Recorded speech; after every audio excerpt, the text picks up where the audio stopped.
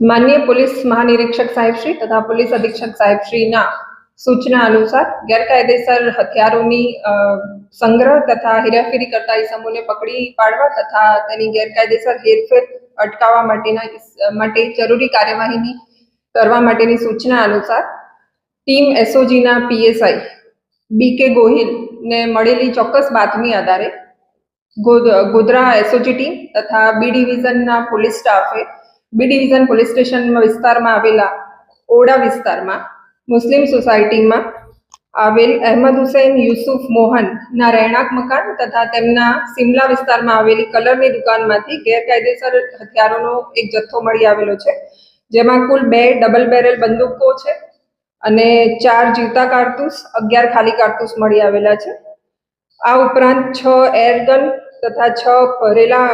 છરા ભરેલા ડબ્બા મળી આવેલા છે. આમ ટોટલ 1,33,400 નો મુદ્દામાલ કબજે કરવામાં આવેલો છે. જે 2 ડબલ બેરલ બંદૂકો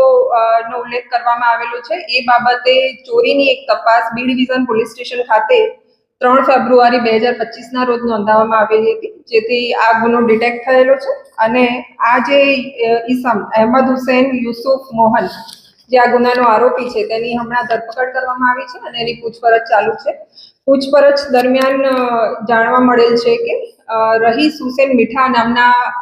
ઈસમ થકી આ જે બંદૂકોનો જથ્થો છે